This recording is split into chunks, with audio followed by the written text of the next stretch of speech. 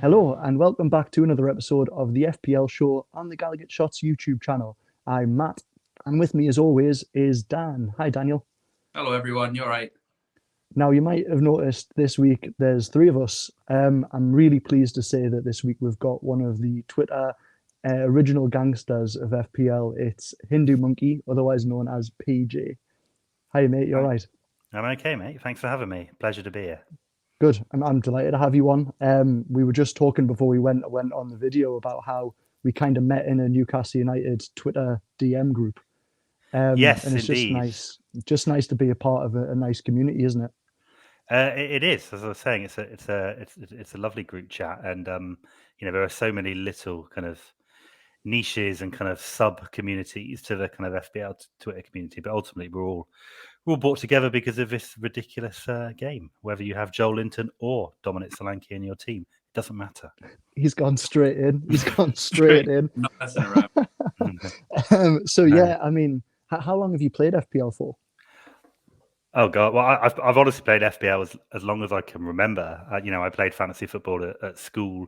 Using the paper, and used to do draft biddings. In classrooms and stuff. And so I've played fantasy Premier League. Certainly, I think my history goes back all the way to 2002 or something. So it's like 15, 16 years definitely. So yeah, I've always played it, but I didn't realize that, like, obviously all these other people out there who took it like as seriously as I did were till about, this is my start of my fourth year as like an FPL kind of community member, so to speak, FPL account.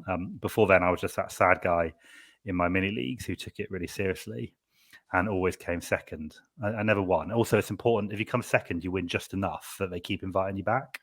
If you just win it, that's what I keep telling myself anyway. If you win it, they just tell you to piss off. So it's been great. Yeah, I mean, it's funny the whole Twitter community thing, because me and Daniel, I mean, I played FPL a fair bit, but then the Twitter community sucked me in, and I just started to play a whole lot more and get much more interested in it. Well, yeah, it's almost like an addiction. There's loads of people. I'm definitely one of the original in terms of, I always played fantasy football, and through that, I then found Twitter. I had a Twitter account for years, but it was never anything to do with fantasy football, and so I kind of morphed into that. Whereas, the amount of general football fans I think you find, and lots of kind of female players as well, which is great, who are just kind of sports fans, and they're like, oh, this community is actually, for football, it's actually quite nice. It's quite niche. It's quite, it's a good community, and then they end up taking fantasy football really seriously. So a lot of people come at it from quite a different angle. Yeah, so I know, because me and Daniel met by chance on Twitter when I asked for advice on UCL fantasy, because my addiction kind of went in towards Champions League as well. Other mediums, has it? Yeah, and then it just so happened that we went to the same school, and Daniel was in the same year as me. No, I'm not. I wish I was. Oh, sorry, no, you're not. Wait, you were the year above. How old are you? I'm 30, mate.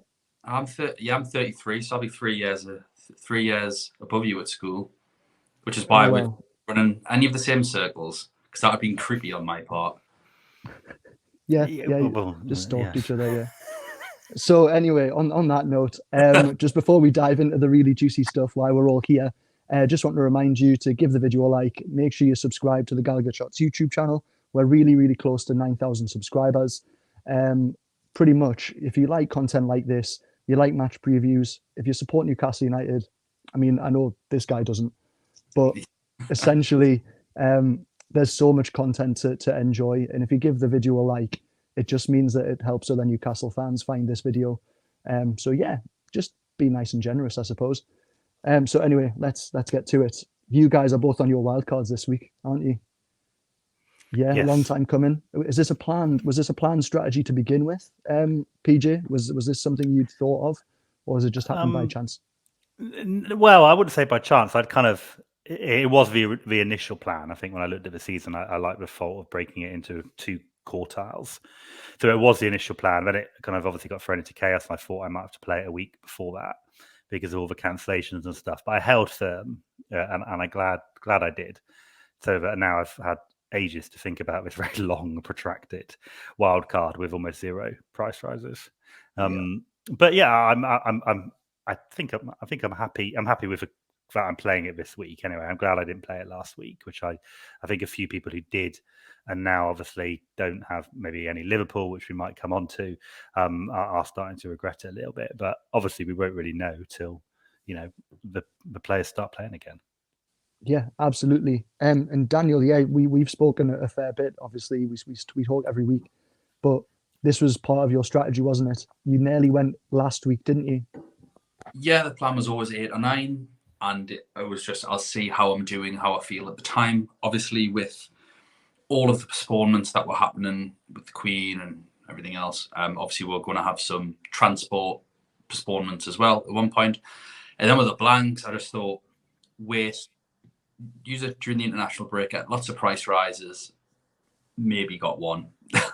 And that's it. I mean, Mo Salah's been on like 98% price drop for about 4 years, I think. It's been really... He's going back up now as well, isn't he? I think he's at 96 now. We've lost it. We're going to have to buy him knowing that, any sort of a blank against Brighton and he's going to go instantly down. Yeah. I mean, spoiler, he's not in my draft. Interesting. But I think the main headache, I don't know, Monkey, if you're sort of feeling the same way, is wanting Arsenal and City assets after that blank, but between the two teams, you can't really have too many of them, otherwise you're not going to field 11 players. Yeah, you certainly can't have more than 3, I think. And yeah, that's the issue. But you've obviously got to have a plan. I've been using the FPL.team, which I gave a shout out today, which I love, is in terms of what's I really do want to make sure I've got a plan. I almost certainly won't stick to it because something will happen, but at least an idea structurally to kind of come out of 12 into 13, because that City run in particular, but also the Arsenal run is really good from 13 to 16. So, I want to make sure that, I'll be benching Haaland. I'll probably be benching Martinelli as well. So then it's like, okay, how do I get Cancello back? How do I get Foden back? How do I get Gabriel Jesus if I want him, or Saliba back? So I think we've got to think about that. But actually, one of the reasons I like playing a wildcard this week is that most of the drafts I've put together don't really involve any transfers for the next kind of 3 to 4 weeks. Really, they're all because all the teams, like you say, apart from those kind of Arsenal and City assets, have a good run over the next 4 matches. So, I'd like to think that you'd be pretty unlucky not to be able to roll 2 transfers into 13. Yeah, I mean, does the fact that you've got an issue with not being able to get too many City players and too many Arsenal players, does that not make you think that you should have spunked your wild card early in game week 3? Like me? Yeah. Yeah. Bad move by me. So anyway, we're going to go through each position, and just you guys are going to give who you think is your best pick and who you've currently got in your draft. If you mention somebody that I've got in mind as a potential pick, I'll give them a shout as well. So we'll start off with a goalkeeper. So who have you guys got at the minute? We'll start off with you, Daniel. Right. So do you want both goalkeepers together? Can do, yeah. Yeah. So I've got Iverson at 3.9 because he's the cheapest goalkeeper. And like, Brendan Rodgers can only be a lunatic for so long. There's no way he can keep on playing Danny Ward for more than a couple of games. Like, he just can't. He can't be that stubborn. And ultimately, I don't really care. I just want to go back to having a 4.5-ish goalkeeper and fodder on the bench anyway. And my other goalkeeper at the minute, which might change, and that's because I might go for a defender from this team. But at the minute, I've got Guaita. Oh, don't, because I fell into that like last year. Me and Tom, who got the assist, we got suckered into that, and I think it was like 1 clean sheet out of 10. I know. The worst thing I did. I mean, Chelsea at home isn't great, but then Leeds, Leicester, Wolves, Everton, Southampton, West Ham, and Nottingham Forest. You just bag up save points. Well, they're top. Palace are top of the defensive ticker, and look, I've got the exact 2 goalkeepers. for that reason, for the exact same reasons that you outlined. I wasn't scarred last season, but I've been in a bit of a wildcard group chat, and I've heard many a story and witnessed, people who, like yourself, who were clearly scarred by what happened last year, where he was out with broken finger or stubbed toenail, then randomly came off, and you were really kind of hard done by. But I think it is important, much as it's hard to try and to keep each season as a kind of separate entity. He started every match so far this season. There's no real logic to say that will happen again. It's just it just kind of feels like it might. And also, I think that's why I wanted clarity, which we may get a little bit more of tomorrow. But if I'm confident that Iverson is playing, then at least you've got cover there. So you've got a playing keeper at least. Whether you actually want a playing keeper for Leicester is another thing entirely. But who would you if you take that combination in? Are you going to play Guaita against Chelsea, or are you going to punt on Iverson at home to Forest? I'd punt on Iverson because if he doesn't, he's a goalkeeper. If he doesn't play, he doesn't play. And I can be one of those. I can be one of those awful people that if, regardless of how many points, I get to knock someone else's rank down on live FPL when it's like, oh, current rank, rank after subs. I'll be one of those. But I think I take the punt on it. If I wasn't going for Guaita, I think if he's fit, I'd go for Fabianski. I think that's the thing. I'd go for Fabianski or Sarr, but you have to go all the way up to 4.95 million. Yeah, and I'm not sure I really want to. And also, I'm gonna whatever draft I think I take in, I'm gonna have some money in my bank anyway. So I can change keeper if like I said, I think I'll probably have a transfer surplus anyway, barring injury. So there's a bit of flexibility there. Fabianski, I just don't trust him. West Ham never seem to keep clean sheets anymore. You nodded there. Would you recommend Fabianski? Obviously, probably the best two fixtures up next. In terms of Wolves home, Fulham home. Do you know what? Fabianski was the person who I was going to recommend. Whether my recommendations mean anything now because of my rank at the minute, but I know West Ham aren't keeping many clean sheets. But at least those three fixtures, Wolves at home, Fulham at home, and then Southampton away. Yeah, but they're good fixtures. So, could be all right. I think the problem you've got, though, he runs into Liverpool and then Man United with Bournemouth sandwich in the middle after that. Yeah. And then Palace and Leicester, No, it's not great. I'd almost be if I went Fabianski, I think I'd be more inclined to then switch to Pickford for the second one. But I just don't want to book in even for over an 8-game stretch. Picking goalkeepers and. Fabianski's another one. It's where he seems to pick up little niggles here and there. He's 37 now. Yeah, and also because he's unlike Guaita, there are very good West Ham defenders. Zuma's 4.4. He's not. What are you paying that for? That extra money for? It's a bit of a difficult one. Where at least Guaita is the kind of same ballpark. Yeah. I think as well this season it seemed, whereas it looked like when you had the pricing of Mendy at 5 million, then you had some other goalkeepers that have all been reduced in price. Everyone was kind of rubbing their hands, but it's been so hard to try and predict clean sheets this season that there's just no value anywhere. It's almost like a bit of a lottery, I think. You can look at the fixtures as much as you want. Yeah, I hate all keepers. Let's be clear. There isn't. It's weird because all the other positions in my squad, I've got loads of, I want that person. And you're trying to fit them all in. Whereas goalkeepers, I'm like, I don't want any of them. Just don't want any of them. So Agreed. At that point, what I don't want to do is pay even more than I need to. I'm not quite to the level of insanity which I've seen some people who are still going Ward and Iverson. No, so I at least want 4.5. And Iverson, but that's where I'm at. So I think I'll probably take those two in. Right. Well, we'll move swiftly on then to defenders. So just give us your 5 of your defenders, just a brief reason why, and anyone else that you may be thinking of, just to have a bit of a discussion about them. PJ, we'll go you first, mate. Yeah, well, defenders is definitely my most difficult decision at the moment. My midfielders and attackers are pretty locked, which we'll come on to. So you do well to change my mind on my front eight. But my defenders, I've gone back and forth several times to try and cover the fixtures and the blanks and stuff. The two locks are definitely Reece James and Kieran Trippier. Those two are absolute locks. Yeah, okay, I've got to have at least one Newcastle player contractually. So, but Brentford have conceded shed loads through set pieces. So I'm confident that Trippier might hopefully pick up an attacking return this weekend, as well as hopefully a clean sheet.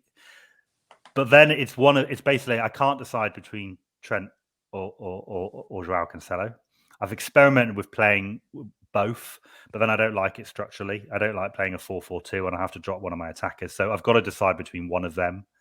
And then I've probably got Johnny on the bench just to cover 11 and 12 because Wolves have good fixtures then.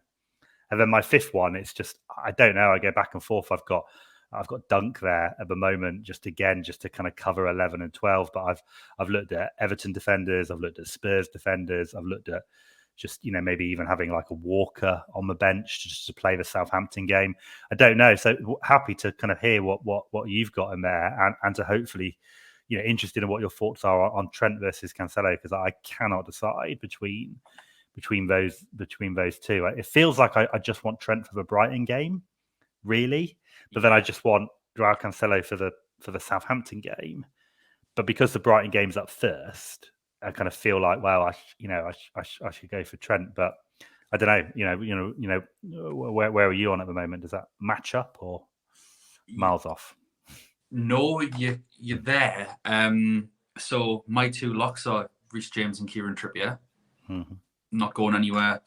So my issue is at the minute I've got Saliba in there. He's coming out. So because I hadn't really thought too much about it. I had Saliba, James, Trippier, Cancello, and Emerson for 4 million. And then I thought, this is a terrible idea because if you look at the rest of my team, I'm going to have 2 Arsenal and 2 City, which already means I'm down 1. And then what if Emerson doesn't play? Because he's rotation risk. I don't mind having him. And also, even if he does play, he's away at Liverpool in week 12. Yeah. So it was basically, before I jumped on, I was having a look. I was like, this is terrible. So I've got a spot open and Saliba's going to come out. And for that spot, I wouldn't mind. I still wouldn't mind a West Ham player just because all of the fixtures are good, and I don't mind just losing, just getting a couple of points on one game week. That doesn't really bother us too much. The Cancello versus Trent thing, I'm with Cancello, and that is because Brighton, we don't know what's going to happen. We don't know how good they're going to be. If Potter was still there, I'd fancy Brighton, but he's not. I've got no idea what's going to happen there. I kind of don't want to go anywhere near it. And then they've got the 2 best teams in the league, Liverpool and Arsenal and Man City, technically. So I think that's going to be really, really tough. And then West Ham, still not an easy game. Like, obviously, they may get points, but I suppose it's at home. But I think by that point, you could look to bring Trent in. But for Man City, Man United, you're a Man United fan, aren't you? I am, mate, yeah. So maybe you don't want that because you don't want to be cheering on Cancello against your own team. And they're definitely on the up. But are they on the up enough to beat one of the best teams in the world? Then Southampton, who are normally the bogey team, but you can't really look at it like that. And they've been particularly dreadful. And then Liverpool haven't been great this season. They've been lucky in some games. They've needed help.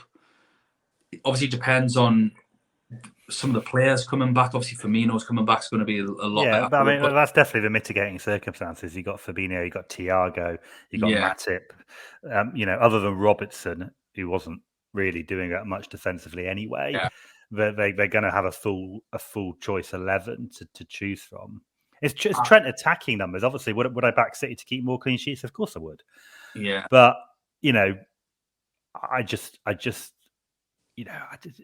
Trent's one of those players that if I watch a game, I don't want to not own because he's just so involved. He takes so many set pieces. He's just crossing the ball in constantly. But then, kind of exact same is true of Cancello.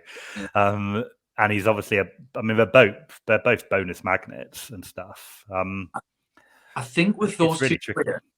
One thing that I noticed, that we've sort of mentioned it before, and it's normally true. I think we've got to change our mindsets about how we play the game. Just for this year, just for the World Cup being in there, at this stage, you're picking a wild card, match day 8 and 9, whatever it may be, and you're picking until your next wild card, essentially, which could be it's an 8-game squad. We've only got to pick for 8. Yeah. So when you pick players like Cancello and Trent, you're looking at, right, which defenders are going to get the most points over 20 games? It's Trent and it's Cancello. It is.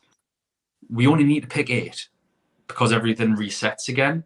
And do I think when Cancelo's got Liverpool and then a blank, but when Liverpool have got Arsenal, Man City, Brighton, who are doing really well still, obviously don't know how that's going to work out, then Tottenham, who have proven tough for them over the years, like, do I think Trent's going to get the most out of those? Maybe, maybe not. But you can always bring him in. I know that, like you said before, and what I'm planning on doing is having money in the bank because I can afford with how many cheap forwards and midfielders there are. Obviously, you've got Big Dom getting you some extra funds elsewhere. So once that Man City game's over, game week 12, bring Trent in. You could even bring him in for Cancello. Yeah, you can. That's it. And you can even bring them back. I mean, I think for me, it's just those 3 games because whatever happens, I'll probably get Trent for 12 and then Cancello for 13 onwards. I agree. So it's just for 3 games which I'm trying to break it down, and I've gone back and forth here. And I've seen a few people, FPL Salah, who's obviously far better at the game than any of us. He's had Trippier as the 4 guy, which obviously we can't do as Geordies and honorary. Absolutely not. No way. But James, Trent, and Cancello have obviously been free, and I've seen that in quite a lot of wildcards. Sometimes covering it with Pope, maybe, but I want Trippier there for his set pieces, and also he can rotate with my 2 4.5 defenders, whichever combo I go for there. You can drop him out of a couple of the tough matches in a way that you can't with Trent and Cancello. You've got to play them every game. Yeah, when they're completely fixture proof. You never know when those big hauls are going to come. You just know that they are going to hit some big hauls. So yeah, I think it depends what type of manager you are, whether you play for OR, whether you play for mini leagues. I think Trent is the upside chasers punt for 2 for the next 3 game weeks. But, Cancello is a much more protective. He's owned by everybody who isn't really playing a wild card. No one's going to be taking him out who isn't on a wild card. That's the only place you'd really take him out. It's never going to be a transfer to make. So, yeah, if I don't take him in, I'm going to be going up against everyone in my mini league around me who's going to own him for the Manchester derby, which is going to really hurt as a Manchester United fan if he then hauls. So, yeah. But man, you like Scott McTominay turns into Lothar Matthäus for them games. Yeah, I think. Well, I would have been more confident going into the derby, but we don't seem to have a striker with Rashford and Martial seemingly unfit, and we won't play Ronaldo in that game. So it's whether we trust probably a front 3 of Bruno, Anthony, and Sancho to kind of score on the counter. Might play Alanga, I suppose, but I would imagine we'll probably play, Casemiro, McTominay, and then Eriksen, and probably maybe Bruno as a false 9 with Sancho and Anthony either side. So, do I see that team scoring? I don't know. City have got Walker and Stones out, is it? Stones is Walker's definitely fine. out. Stones is out. Walker back. Stones is out. And they'll play Walker, Diaz, Akai, won't they? Or maybe that other guy. Whose name I can't pronounce, who's new, who's come in. Yeah, and then Cancello left back. Anthony, I'd fancy Anthony against Cancello. He's not the greatest defender. Yeah. So I think it totally comes back to the whole, I don't think Liverpool or City will keep a clean sheet this week. You're kind of going, if it's a decision between Cancello and Trent, it's purely down to whether you think they're going to get a bit of an assist. And across the 8 game weeks that Daniel's talking about, I think it almost comes down to a flip of the coin. Trent I think Trent, like if you look back at every season, clearly he's a standout option. But underlying stats wise, I was looking Robertson's far higher in terms of, if you're into this sort of stuff like XGI and things like that, over the last 6 weeks. Trent's not really anywhere to be seen. No, he's crossing from deeper. I mean, he's not been playing well. There's no doubt about that. He's not been playing well. He's not played at all over the international break, though. So you'd think he'd be, and he was even sent home, wasn't he, from the last England game? So yeah, and Liverpool have to win. They really do. They have to go for it. He can't keep taking him off after 60 minutes. It's just weird. Yeah, exactly. And I think sometimes you have the odd season where you have certain players, like for example Bruno last year, just kind of not really firing. Yeah, Trent might be one of those players this year, and if you try and kind of keep the faith with him, you're going to get burned, perhaps. But obviously, we all know what happens when people start talking. It might talking be. like I think that. I am going to lean. I think the Manchester United fan in me is leaning to Trent, just because I like the fixture this week. If you were picking over one fixture, Brighton at home or Man United at home, you would probably still pick, the kind of Brighton at home in terms of a chance to get an attacking return. And also, the only other thing which I think about is I think Cancello is a much better option when Foden plays left, because Foden hugs the touchline. He allows Cancello to come in that kind of little inside right thing where he pings little crosses in, or he can come in and shoot.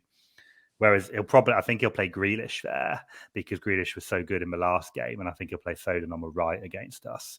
So I just think Grealish cancels out Cancello a little bit more, because he wants to kind of beat a man and then pass it a little bit. And, we've seen that in the stats that, Cancello posts better attacking returns when Grealish isn't in front of him. So that's kind of my little vague logic that I think, because I don't, if he gets one return, whether it's a clean sheet or an attack, you can stomach that. It's, it's those players which he is one of those players which you fear that 15, 16 pointer, against him. I haven't even had him all season. This is a stupid thing. I had Ruben Diaz. I stupidly thought I could cover Cancello with Ruben Diaz, but who I'm pretty sure, without checking any evidence, has had about 30 clear headers on goal and has scored in the Champions League. So thanks for that. But yeah, every week when City's kept a clean sheet, Ruben Diaz there, no bonus, no assist. Thanks. So it's just kind of like ebbing away at my score every week. So Cancelo's just a bonus magnet, and it's so I know, so annoying. Like he doesn't. Oh, you're just watching it and you're just like, he's on 3 bonus. He hasn't got an assist or anything. He's just on 3 bonus. But he just makes so many final third passes because he just gets there, and and when he shoots, he often hits a target. So I don't know, tough one. So what do you think on the other defenders then? Anyway, what are your enablers? What you mentioned. Well, this is where I'm struggling. You can't have Emerson. I can't let you. I won't. He is out. Same with Nico Williams. No. Yeah, no Nico Williams. He is out. He was in my team. He is gone. Well, the player I was thinking of still, but I mean, the problem is, he's got a torrid time of it in 10, 11, and 12, in my opinion, was Patterson at 4.1. Yeah. Good against Southampton. Newcastle away. I do like Everton at home. I've said it for a while. I think they're a different beast entirely at Goodison Park. But when they go away, they're not great. And I think St. James's Park, they're not going to have a great time. I mean, Jordan Pickford just gets involved with the Newcastle fans too much. Does he? We are at each other.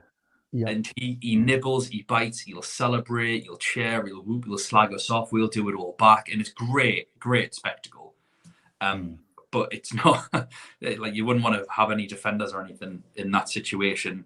You can't trust Villa, even though they are against Fulham. Like the thing is, I don't like having any defenders in a team playing Fulham, because Mitrovic is a maniac and he'll just do whatever he wants. And it's so frustrating. I think that's one of the reasons why it's harder to pick clean sheets this year, because there's just the strikers are playing well, so there's been less clean sheets, and you've got a team like Brentford, who I just feel like may struggle to score goals, and then there's Ivan Toney, and like it's not necessarily that he even scores them all, but he's such a havoc. He's a hassle. And even Leicester, they are playing dreadfully, but James Maddison can just put one in from a free kick whenever he wants. Yep. And absolutely. It's just killing me. So I think it's really difficult. That's why I was thinking, oh, well, do I go for a different goalkeeper? Because I couldn't bring myself to double up on Palace. But again, Palace with Chelsea, Leeds, Leicester, Wolves, Everton, Southampton. Is there a Palace defender that can get attacking returns? No. But I don't think it's that bad an idea to double up on Palace, because you're not actually going to be doubling up on them almost any week, and just saving an Anderson or a guy on the bench or a Mitchell for just that kind of game week kind of 12 fixture, really. Which is, have they got Wolves at home in 12, is it? Yeah. Which is pretty much the best defensive fixture in the game. Exactly. So, I don't think it's that bad an idea to have a Palace player on the bench and then just play him in week 12. Well, this was my thought. I was thinking again, I'm not sure about the double, but I was thinking about going for Guy at 4.3. He's in that bracket. And then going, maybe changing Guaita to someone else around that point. I do have money in the bank. Just sort of seeing where that can go. Like I said, I don't think you need to, because you're going to want to cheer on that clean sheet in week 12 anyway. So it's not. I would not recommend doubling up on Palace's defence every week. But like I said, realistically, considering you're going to have Trippier, Cancello, James every week, how often is he going to get in your team? Like I say, you might play him twice between now and the World Cup. I think that's fine. And that's why I look at it and I think, well, okay, who's better? Like I said, I want a Wolves defender, because I think, they have Forest home in 11 when there's really poor fixtures. Trippier has a poor fixture. I think you're playing us, aren't you, away at Man United that week. So I like the fact that I've got a Wolves defender to come in home to Forest that game, which I think is probably a good chance of a clean sheet. And then they've got Palace, who, don't score a lot. As well, week 12. So I'm quite comfortable playing a Wolves player that week. But after that, like I said, West Ham put me off because I wouldn't want to play them the next couple of weeks because I've got cover anyway. And then they have a terrible game week 12 fixture. Brighton generally have very up and down fixtures rather. So I was looking at Dallo maybe next for Man United. And, if I was looking at Man United, I was looking at, I don't know how to pronounce it, Malacia? Yeah. He's just gone up, hasn't he? Have you got? I haven't got him in my wildcard. I don't know if you caught the rise. I think I did catch him. Yeah. So how much is he now? He's 4.5. Yeah, he's gone back up. I think he's a good option. He doesn't get us forward as often as Dallo, so I'd probably prefer Dallo over 2. But he's more of he's probably more solid. If we keep a clean sheet with no attacking returns, he's more likely to get bonus. Yeah. So he's a good option. But again, the fixtures are what would I play him in? Newcastle at home, Tottenham at home. Can I really see us keeping a clean sheet in either of those 2 matches? I mean, we'll keep you lot out, obviously, but Spurs, not so sure. Let's not start this. Not when your bench bangs in a 30-yard free kick. Yeah. Well, yes. I could see Trippier. I could see me benching Trippier that game and him scoring a free kick. It's just we've already inevitable. Said you just don't bench Trippier. Just don't do it. No. Just don't do it, because he can get assists, goals. He gets bonus quite a lot. Yeah. The amount of crosses, all of our crosses come from that side. Matty Target, ironically, has no instinct whatsoever to try and hit a target in the box. So it's all down to Trippier. He's terrible at corners as well. I'm surprised that he's still being allowed to take corners. Yeah, it's a disgrace.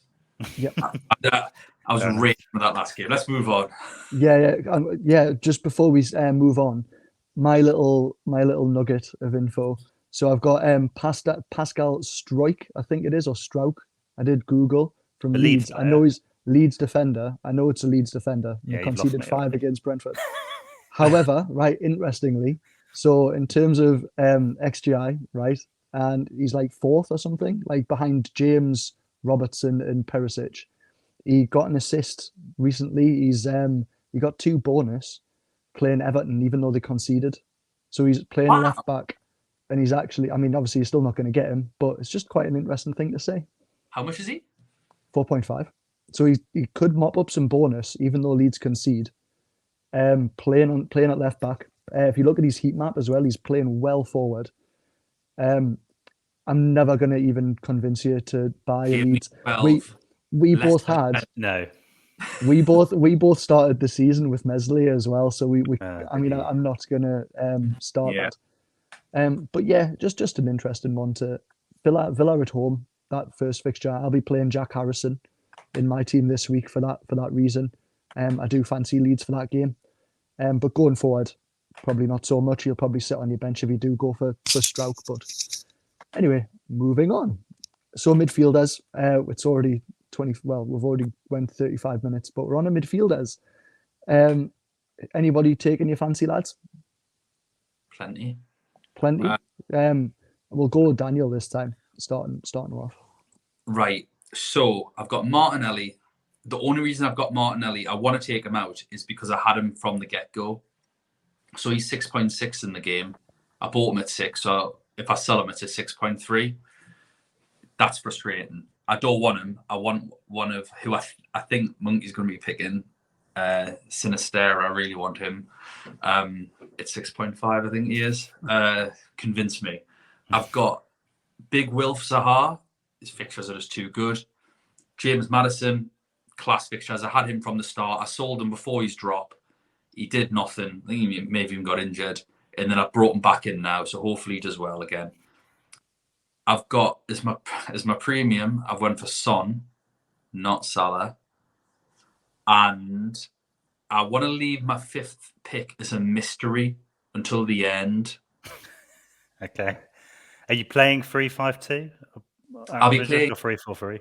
I'll be playing combinations of 3-4-3s and 3-5-2s. Oh dear. But probably 3-4-3. Well, that was a great reaction. I'll have to play 3-5. Oh dear. I'll have to play 3-5-2. The infamous rotating midfielder and attacker combo. Okay, all right. Well, it's not. It's because Haaland is going to be reserve judgment. Fair enough. So we will all be playing, unless you're going to take out Haaland and lose. Fine. 0.34 million. I've experimented with playing 5 mids, mainly because there's been lots of midfielders that I've wanted, and I have to, obviously keep some out. So I'm like, can I try and fit 5 in? I do like playing 3-5-2, but ultimately I just can't look past Andreas in terms of value. Got a great fixture, Bournemouth in 12 as well to kind of come off the bench for. So I've got to play 4 in the middle and Andreas kind of covering. I got him right at the beginning at 4.5. He's going nowhere. It'll tick along on my bench. I know I'm going to bench the odd point from him, but I'm always confident that any home match I can bring him in and I'll get a return. So then the rest of my midfield is actually bizarrely completely different to yours, apart from Martinelli, who I've decided to keep. And then I've got Salah, obviously, as my premium. I want to bring him back. I'm going to captain him against Brighton, and then I'll probably rage remove him if he fails against Brighton. So probably for Son, just for the next 2 games after that or something. But I think I like to think he'll come good against Brighton, and I'm of the mentality. I know a lot of people disagree with this, but if I get him back for Brighton, I can't not captain him again. Maybe it being a Man United fan, but I'll own Haaland. I'd rather chase the upside of, Salah being only 30% owned to Haaland's 185% owned, or whatever what he'll be in the Manchester derby, and hope that we can keep him quiet in that game, or at least keep him down to 1. So I've got Salah, then I got Maddison. Maddison. That's the one that surprised me. I can't. You did have Maddison. I do have Maddison. Sorry, but you said so. You got Maddison, Son, Martinelli, and Zaha. Yeah, and I've got one more mystery person. Okay, that's fine. Yeah. So I got Maddison. Can't look beyond him. No point discussing it any further. Best fixtures. He's on every set piece. Yeah, like I said, he's the one player who's firing for Leicester. And then I've got Sinistera. The obvious loss for me is Wilf Zaha, and the main reason why I've gone is that I don't want him against Chelsea. I don't like cheering for my attackers against my defenders, particularly when I've just played a wild card. I want to cheer for Reece James at both ends of the pitch in that match. I absolutely hate Wilfried Zaha with a passion. He's just one of those players. As a fan, as a footballer, it's nothing really to do with FPL. Just detest watching him and his theatrics and stuff. And look, I know there's plenty of players. Bruno, Anthony looks like he's going to be one of those players that we've got on our own teams, which you just know you love, but everyone else hates. And he's definitely one of those players. So I just don't really want to root him. And I just think this Sinisterra player just looks so exciting. So he's scored 5 goals and 1 assist in his last 4 matches. He's averaging a return every 50 minutes since he was put in the starting lineup. He just looks incredible. He looks a complete find. He looks like Rafinha, but in that kind of 10 minutes of every match where Rafinha actually bothered. Yeah. Rather than just coasted around for the other 80. He looks like that all the time. And home to Villa don't travel well. So I just really want a piece. And if he kicks on from that, then Leeds have pretty decent fixtures right up to the World Cup. So I'll probably keep him. And if it all goes wrong, then I've got enough money in the bank to get rid of him for Zaha for the next game anyway. So a lot of what I like to do in my wild card, particularly with this 8-game stretch, is like plan for the worst, but hope for the best. So in an ideal world, I won't need to make any transfers until week 12. Yeah, that's the ideal world if all my players do well. But I've got outs. I've got outs with with Sinisterra. I've got outs at the back. I've got outs in goal, and I'll have enough money that I've got an out with Solanke as well if that doesn't work. So I've got 3 or 4 positions where I can change if need be, and I just really want a piece of that. Also, I'm really influenced. I don't know if you guys are, but I'm still, despite playing the game forever, one of the hardest things I find to influence me, and not in every decision, but if it comes to like a 50-50, and at what I'll always side with a player in a game that I can watch. And I'm out. It's my kids' birthday parties this weekend, so I'm literally the only game I'm going to be able to watch. I can't even watch the Manchester derby, which is a nightmare. The only game I'm going to be able to watch is the Leeds Aston Villa game at the very end when we get back. So I'm like, I don't want to come all the way back after and not have anything to cheer. Yeah, not have anything to cheer for. So I was like, that's the deal breaker. And cheering for Leeds. Yeah, but only also it's against Villa, who are managed by Gerrard. So I think it's all right. Yeah, levels out, definitely levels out. Yeah.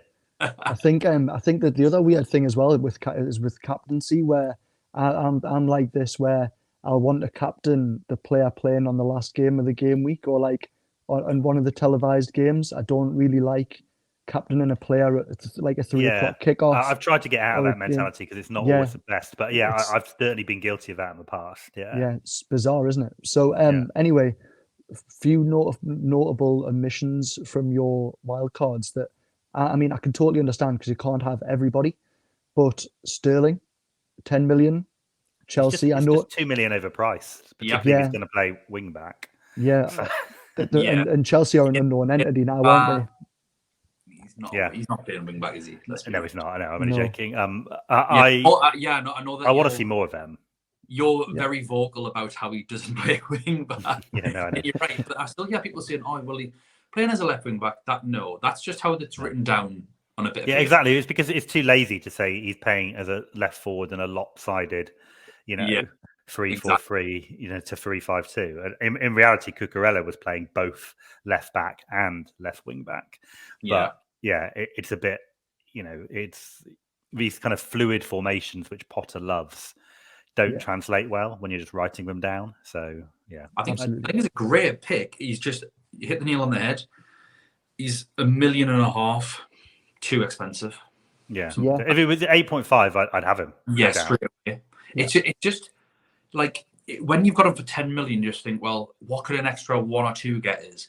But what if I save 1 or 2? Like there's no one else around him at that price. He's the Son. The Son has been like that, but he's just not consistent enough to actually go, well, I'll get him in. Because when Son goes off, it's like, well, he's worth 13 million, let alone 10. And he just doesn't have. Thing is about Sterling is that he can be consistent, but he's not. It's been a long time since he's explosive. So, like you say, you go up to that next level. You go up to the Son, and then obviously the KDBs, the Salah, the Haalands, the Kane. These are all players in that next threshold who can score hat-tricks very, very regularly. Sterling it's been so long since he kind of did that. He only really did it playing for City in like 7-0 wins or something. You can't see him ever doing what Son just did or what Haaland did against Palace, or what Salah has done multiple times. You just can't see that. So yeah, for me, I look at it and think I could pay 2 million more and get someone who could get me 20 points at any moment. Yeah, totally agree with that. And what about Kevin De Bruyne? I know you don't want to have too many Man City players in your team. Is that the only reason? Because he's playing Man United, and Kevin likes the big games, doesn't he? he does. That's his thing. He does. He's a worry, but I think it just comes back to that. I mean, I had Kevin De Bruyne last week and was obviously very happy. Well, I was. It's certainly until Son scored a hat-trick at the end. But, I was happy enough with his 9-10 points, however many he got in the end. Yeah, he's a great player. I wouldn't put anyone off buying Kevin De Bruyne. It's just simply for me, because I'm wildcarding, because I want Haaland and Martinelli benched. And I think because that 12, three people have made a good point that game week 12 is a midweek set of fixtures. So there might be rotation. So I want a playing sub. So what puts me off an Emerson or a Nico Williams, or, or having 3 on the bench from City and Arsenal. I personally want 1 playing sub during that game week just as cover. So that means I'm only taking Haaland and Martinelli in. I mean, I can't argue with that. So we'll move swiftly on to attackers, which is the bit that I've been looking forward to the most. As an Alexander Isak owner, I'm kind of in the market for a striker. So I'm kind of. Who are your other two? Yeah, your thought. Mitrovic, which is also not looking good. Obviously, Mitrovic and Haaland. Yeah. You think is this Mitrovic injury real? He had a bandage on, unless this is all a big. Yeah, but he's made of iron. He's not going to miss playing against you lot, is he? No chance. No, I don't think so. He's never scored against you, though, has he? Oh, let's not, because this is the sort of thing. This is what gets clipped. Has he ever played against us? He's never. I don't think he's ever. Has he ever been back to St James's Park and played? I can't. Honestly, I can't remember hearing of any reception that he's got or anything. But they were dreadful then. They're all right now. They're actually like. I'm pretty sure he's played you twice previously and didn't score. Yeah. But Fulham were a couple of years ago with you. Yeah. It mustn't have been memorable because we can't actually remember it happening. So. Yeah, I remember Ivan Toney scoring against us last season. So I remember those sorts of things, but. Yeah, I think it is difficult. I am generally of the view, much as I love the idea of Solanke on a wild card, that it is a harder transfer to make. Obviously, a lot of people have Isak, and Ivan Toney, particularly in this game week, it feels easier if you've already built your wild card up to that structure. I think if you've got a clear upgrade, it doesn't have to be this week. But if you look at anyone in your squad and think, God, I'm 1-2 million short of who I really want for the next few weeks, it might be that you don't have Zaha and you have a 6 million player like Leon Bailey for some insane reason, and you might think, okay, what am I going to do with that money to kind of upgrade that position? But so the reason why I like Solanke, my front three. I personally think should be everyone's wildcard front three, which is Haaland, Mitrovic, and Solanke. And really, everyone's only arguing over that last position because Mitrovic, at his price, with their fixtures, with his ownership, with his involvement, with his XG, everything, and obviously Haaland are the obvious moves. But I just think Solanke it's just the fact that he's a 90-minute man on penalties. And he has really. So my cat is being very animated at the moment. I don't know if he's unhappy about the Solanke pick. He did used to manage my fantasy football team, so that might be something to do with his reaction that he's now angry. But I'd be concerned. I'd be concerned about that. He's got Brentford right off the bat. Dream game for him. They've conceded 20 chances, more than anyone in the league, down the centre over their last 4 games. So, he's got a fantastic fixture straight away. They're weak on set pieces. I think that's a really good fixture for him. If you look at the other fixtures, I think he's got Fulham, Southampton, and what's the other one he's got in the next 4? You'll probably have it up, won't you? Daniel will look. Let me is this for Solanke, Brentford, Leicester, Fulham, Southampton? Yeah, Leicester, obviously, who don't have the goalkeeper or defence from what we can establish so far. So the reason Bournemouth's attack, figures have been so bad so far is because they've had really tough fixtures. They've only played Nottingham Forest, and which Sanka got a goal and assist in. All their other games have been against the best defences in the league. So there's none of those fixtures where you look at and you'd expect a 5-6 million player to return in. And you could say, well, yeah, but Mitrovic has done it, but he's having a great season. And there's always going to be players, exceptions that prove the rule. I just think, over the next 4, you can't do anything better from a value perspective when you're on a wild card. Do I think he'll outscore Ivan Toney over the next 4? That's a tricky question.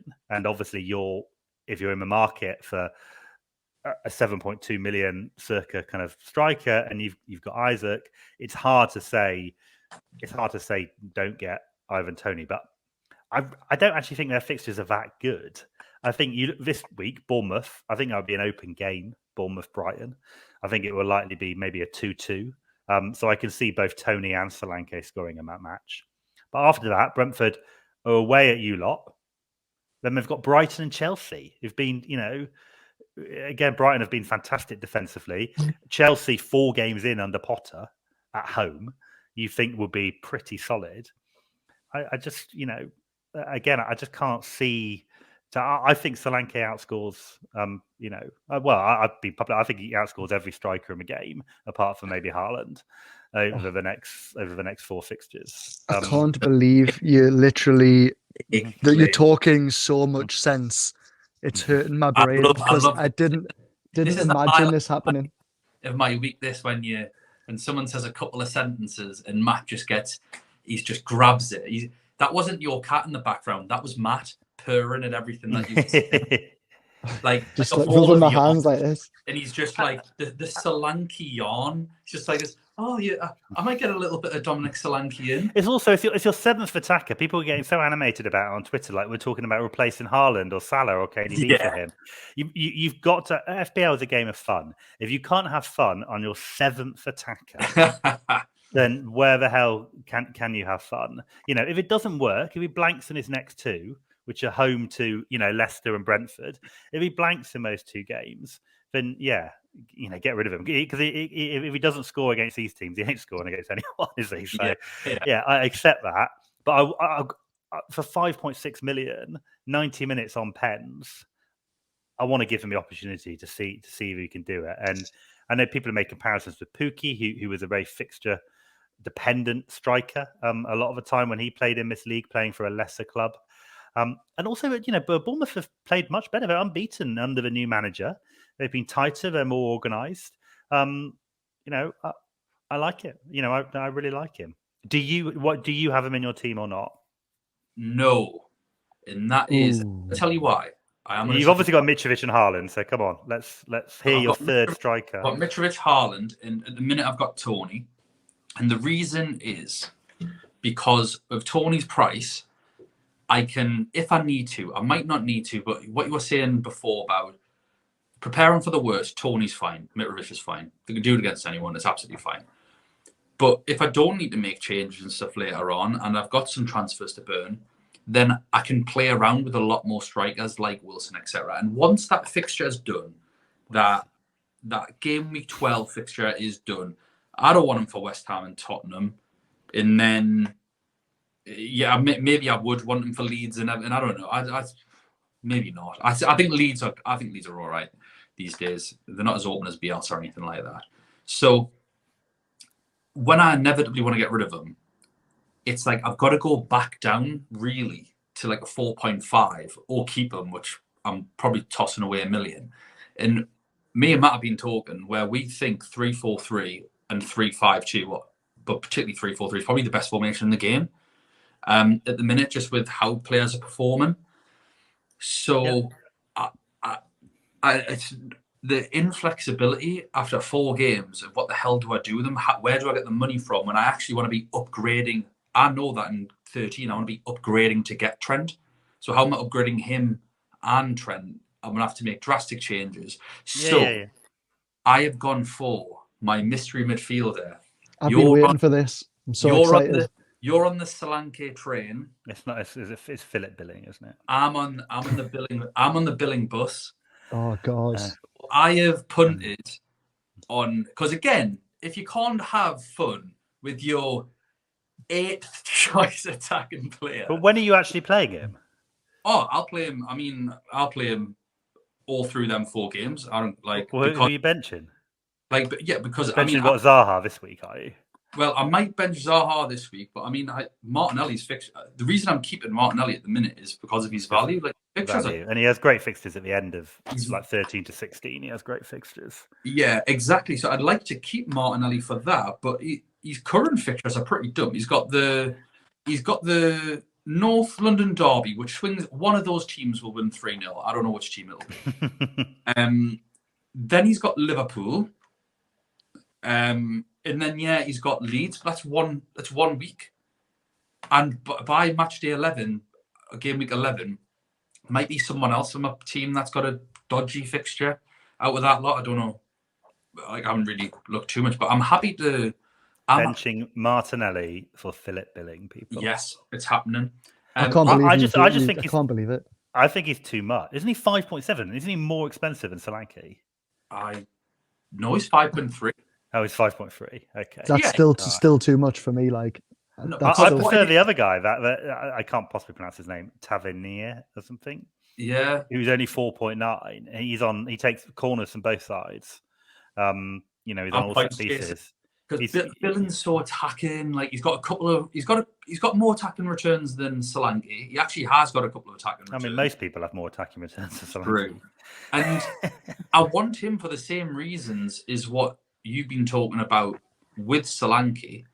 Like he doesn't have to. Again, he doesn't have to match him. He's my 5th choice. He's my 5th midfielder, but he'll be my 4th midfielder for the next 4 games. And if he does badly, I can bench him. And I know that after 4 games, he's getting dropped to a 4.5. So he's again a 4-weeker. After those 4 weeks, he's getting dropped. I think if that's the plan, to then bring back an Andreas style figure, and then you pump that money in to go on, because James's fixtures I think get worse. I'm planning to take James out for 13 to 16. He's my Cancello make weight basically, but Everton have awful fixtures. Chelsea have awful fixtures. 13 to 16. Well, they have Man United away, Brighton home, Arsenal, Newcastle away. They're really tough fixtures. 3 of the best defenses in the league. They're playing in those games, and some decent attacks as well. Look, it's one of those things. I might not do it because I've got flexibility. I can obviously remove Trent if I go down that route as well. But looking at fixtures that City have, so I do agree with your points. Like you say, they're logical. They're similar to me. You can't upgrade everyone, so you've got to have. I would make the case that you say that there's nowhere to go if Solanke fails, but there is Neil Mopai. So he's my Wilfred Zaha. Yeah, understandable. So can't go anywhere near him. I mean, he was slagging off Graham Potter last week. So who do you think he was? Was he? I didn't see that. No way. No, he's a complete nut. Yeah, like he didn't do anything special. Got them to 8th or something. You're a joke. But yeah, like my plan is to have some money in the bank, go from Billing down, and then I can get James up to Trent. Okay. And I've just got a 4-week punt on a Bournemouth attacker, and again, I'm a bit like you now, where the rank's probably gone, but I still want to play sensibly. I still want to have good thought processes, enjoy the game.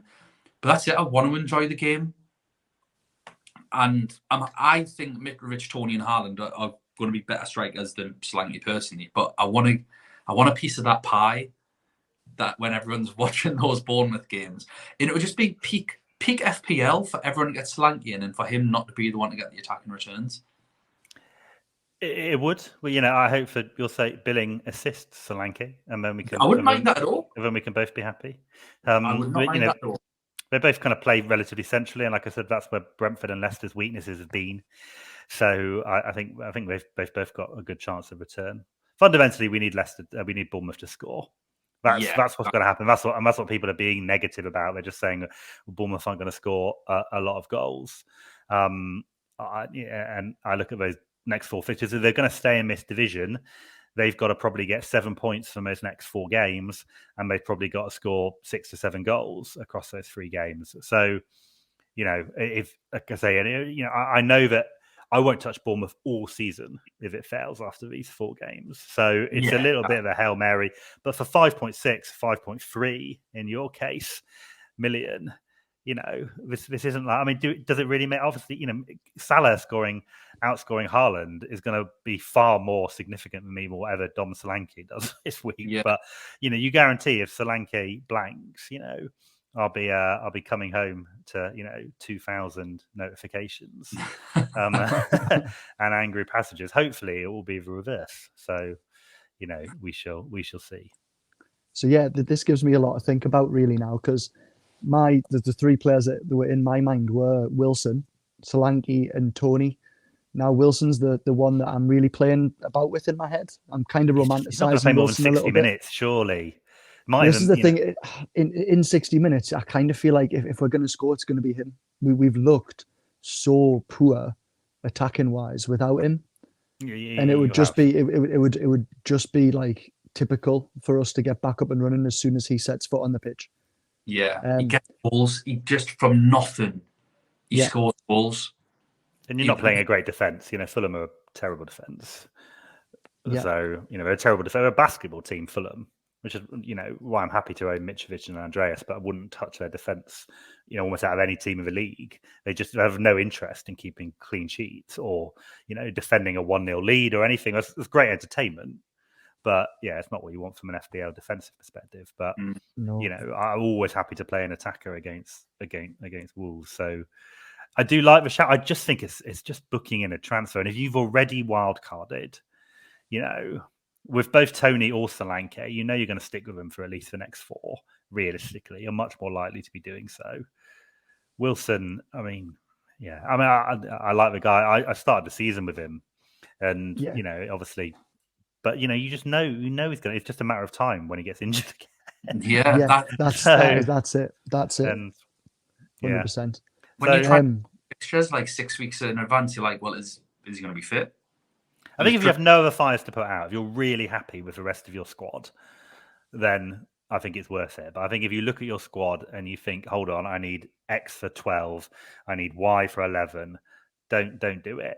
Honestly, just put Tony or Solanke or anyone else in there who you're just happy to leave. But like I said, if you are really happy with all the rest of your team, then by all means, have a 1-week punt. I think that'll be my advice. Right. Well, lads, that was your wildcards. That was a lovely chat, wasn't it? That was good. I feel like hopefully we've kind of advised enough people on where to go, enough options, because there's plenty of options out there if you look hard enough. Before we go though, Daniel, we've got a quick score to settle, haven't we? We do have a little score to settle. So, PJ, what we started playing a game last week where it was my turn last week where I give Daniel 3 players, so any random 3 players, and he had to order them in terms of total points scored so far. So obviously, just randomly. So we're going to do it each week. So it's now Daniel's turn. Okay. I've got to try and do it, and I'm really worried because I made it hard last week, and he got it immediately, and now this pressure's been building on me for the last week and a bit. Okay. International breaks got into your mind. Am I allowed to join in, or do I just watch and mock you from afar? Matt, if you have a go, and then before I give an answer, we'll let Monkey have his shot as well. All right, okay. I won't interfere. Well, I'll let him go first. Yeah. Oh yeah, okay, yeah. I'll have my go, and then Monkey can have his go. So I'm gonna go alphabetical order for surnames. So you've got Højbjerg, Sterling, Trossard. Okay. I'm gonna go. Oh my, that is so tricky. I'm gonna go Sterling first, then Højbjerg, then Trossard.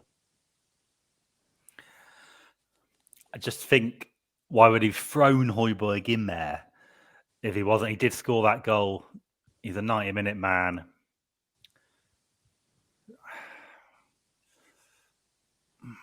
I think I'm going to go the other way around. I'm going to go Trossard, Højbjerg, Sterling.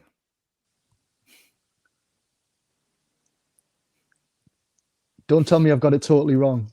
No, Matthew, you are correct. Oh, well done. Yes. Right, 1-1 then. That's good news. 1-1. So, yes, Sterling has 34, Højbjerg has 33, and Trossard has 32. We're pretty close. Then. Yeah. Yeah. Yeah. So I suppose that's a point, isn't it? I think Matt went for 1 point each different last time. So I thought fair I'd enough. follow suit this time. But next time I might go for something completely random. Who knows? Trossard higher points per game. Just letting you know. Yeah. And I mean, Højbjerg and Trossard's points per million are significantly higher. So Matt, basically what I'm trying to say is you're completely wrong. Let's and people are going to pay 10 million for Sterling. Exactly. Just go Bossard. Yeah. Right. Great. Well, lads, that's going to be us. I think we've smashed that. So thanks very much again, PJ, otherwise known as Hindu Monkey. You'll find him on Twitter, probably very easily as well with the Twitter handle of Hindu Monkey. So yeah, cheers, mate. I appreciate you coming on. It's been great. No problem. Pleasure, mate. And good luck this weekend, particularly to those of us who own Bournemouth attackers. It's and particularly us that will now support Newcastle United as a first or second team. Well, okay. Just say yes. Anyway, just say yes. Up the tune. Not. Is this a Newcastle specific podcast? Yes. Yeah, this is the Gallowgateshots YouTube channel. So it's also like rando Geordies are gonna be watching this. Loads of randos. Oh, yes. Loads of Raji Tools in their group chats as well. How many Geordie group chats did you get invited to after you joined? It was about 5 or 6, I think. But that was at first, and then like when I put the message on, because I do know Amund a little bit, and Dabuka is someone I've been chatting to for years. Yeah. So he was like my, and he invited me straight away. And it was like, honestly, this is just stay in this one. These are really good lads. So I was like, oh, go on, man, because I know you, I know Amund, and Joel Linton, who I'd obviously been speaking to because of the Joel Linton reference for the start of the season. So I'm like, all the 3 of those are in here. So yeah, I'll kick around with it. But so it's it's been great. But no, I removed. You are the only Newcastle group that I remain in. I did say to Dabuka I'd leave as soon as Joel Linton scored. So it's also why I'm still here. Oh, no way. So we can now say, so do you know how like people have like nice tag names? So like Justin Bieber had Beliebers. So people who watch this show, we can now call rando Geordies. Yes. I think that's only fair. Anyway, cheers again as always, Daniel. It's been a blast, and we'll be back again next week to see how it all went for you. And I can't wait. I hope it goes so well. Red arrows inbound. Right, cheers everyone. Thank you very much for watching. Ta-ra. Bye now.